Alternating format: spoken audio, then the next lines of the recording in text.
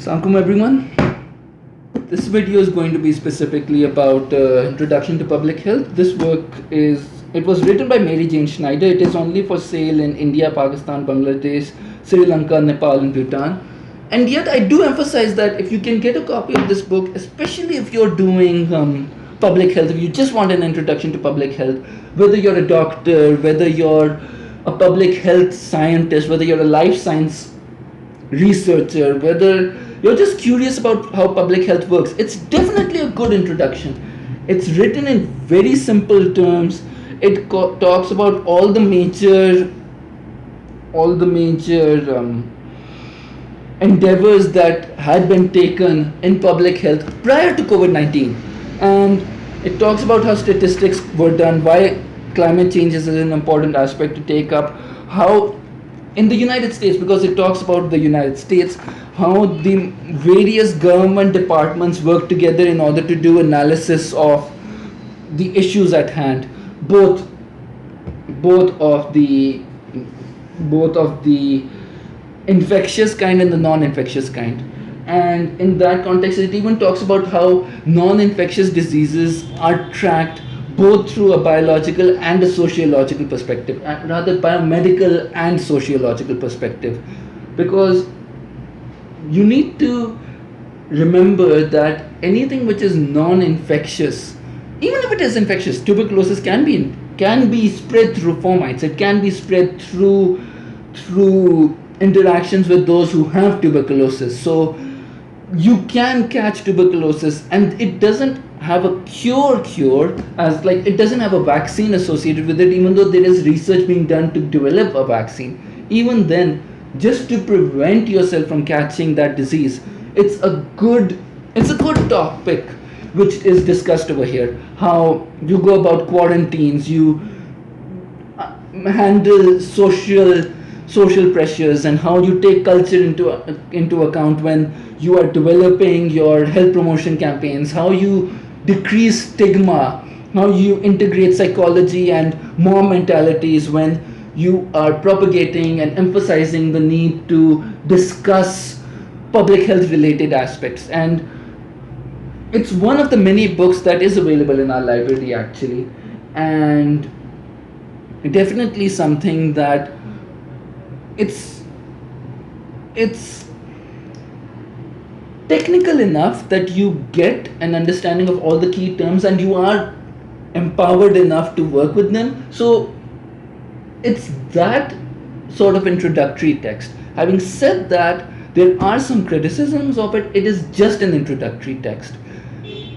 As far as I've read, it was not particularly updated for COVID-19.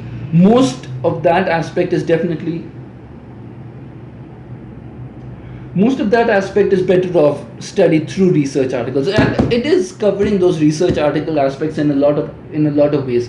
However, it's very 2008-2009 era optimistic. It's pre-recession optimistic, that this is how government should go about it, this is how government community interactions work about, when in reality that model has now become outdated, and it is emphasized instead to completely focus on community first.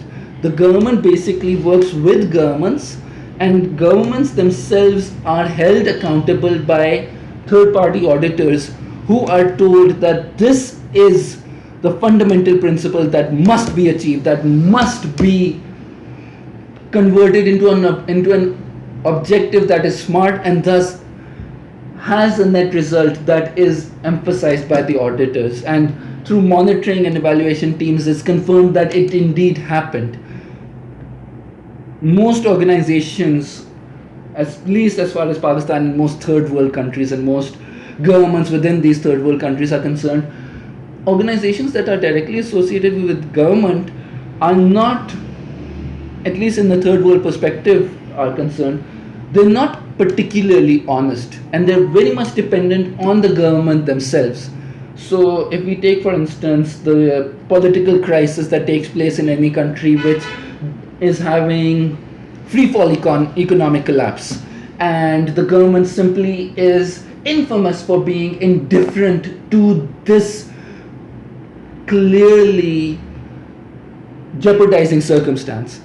And the public health is what is affected first, because as far as public health is concerned, it's just used as an excuse to basically. And that's why in most third world countries you have to keep in mind the people who are hired in these organizations have no clue how these systems work. They're just complete and total assholes of the worst form. And only a handful of organizations, like if I was to talk about Pakistan, so the government is incompetent. I'm sorry to say it, that is the truth.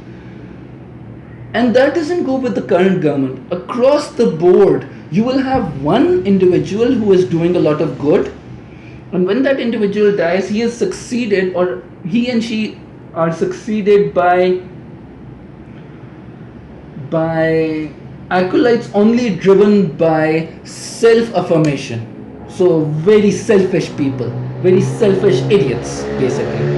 And on the one hand, you have, say, NIH as an example, a very good institution. It has done good in a lot of ways. And on the other, you have the Ministry of Health, which is reporting directly over to, say, the Prime Minister. And depending on the Prime Minister's expertise and previous understanding of the issues at hand, either they will endorse public health related projects or they won't.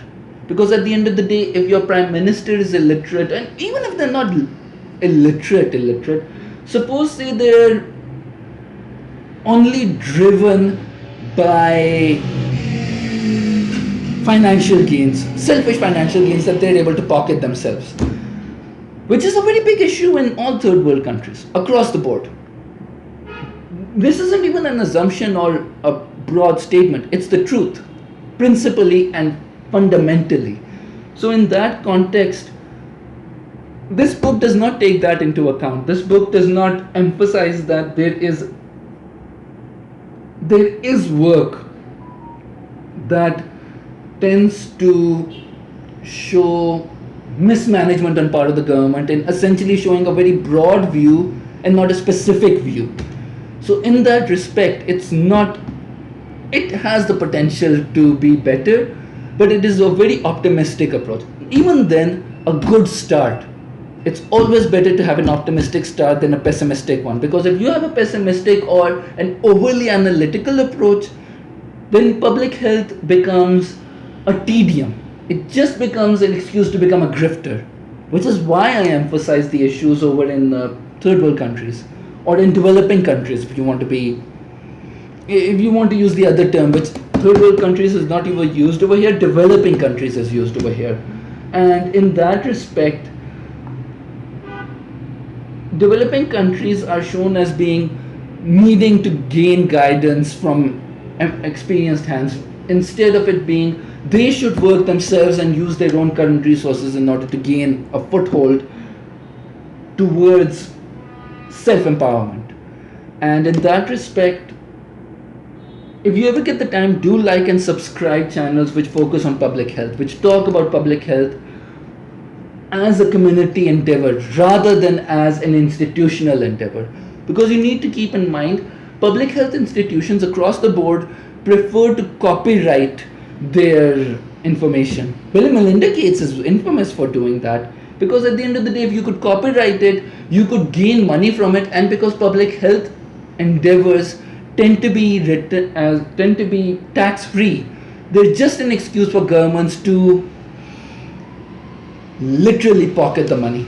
Bill Melinda Gates is infamous for that because they bought the the rights to the Johnson & Johnson, or rather not Johnson & Johnson, the COVID-19 vaccine that they had been working on there was Pfizer, that was independently made by Pfizer. Johnson & Johnson was run by Johnson & Johnson. Then there was Sinovac, which was made by the Chinese, and there was this one more vaccine which Bill and Melinda Gates had been working on, which was incompetently handled to the point where it was actually banned in Europe for a small duration because it actually caused COVID-19 again on those who were administered the vaccine. It actually caused a rise in anti-vaccine movements in Europe. So it had to be banned until the vaccine was sorted out. It just shows how incompetent their teams were because they were only focused on the money. Because tax breaks. It doesn't really matter how much money you put in, the majority could just be shown as administrative costs. And this book does not emphasize that. And that's why when we talk of open publications in public health, very few works are allowed that right, that privilege. But majority want to keep it closed, they want to keep it themselves like a cabal. And it's a failure of their systems, which is why public health is viewed like, look at COVID-19. COVID-19 was a spectacular failure as far as public health is concerned when you compare it to smallpox.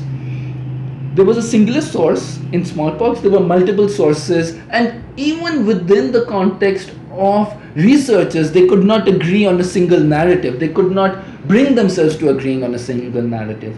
That's a failure of willingly acknowledging that public health is an issue that needs to be carried forward systematically.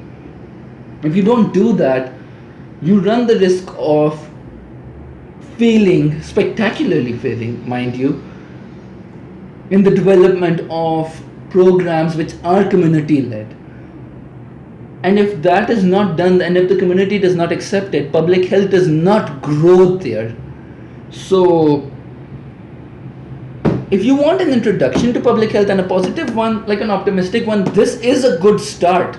It covers all the bases, it carries forward all those aspects. Yes, it only focuses on the US, doesn't matter. At least it starts somewhere. And if you're from the US, it's good enough to start with. So, definitely give this a look and support the open libraries which are trying to focus and emphasize the need to have open access material that could be worked on for public health related endeavors. And we'll try to share some more of these links over in this video such that you are able to find out more about public health interventions and places that you could put your efforts in voluntarily and financially and so on. Because yes, most of these financial institutions like banks and such, they do give CSR to public health related endeavors. And whilst it is true that Bill and Melinda Gates was incompetent as far as its management of COVID-19 is concerned, they do have a role to play as far as public health interventions are concerned. My advice to you would be to go for community focused, community led, community driven public health endeavors. That is the best way to go about with emphasizing the need to have a public health perspective on these endeavors, and public health focused, community driven intervention which is beneficial across the board and is transparent and can be audited and has proven successful in the long term. So if you get this book, definitely give it a whirl. It's worth it. Thank you so much again for, I say again because yeah, it's a long video and it tends to be a rant, but it's a rant worth going through. And if you come over this far, so yeah, thank you first for watching the video and thank you again for staying here. So take care, and in case we see any more of these public health related works, we'll be sure to share them with you. So bye. Hafiz.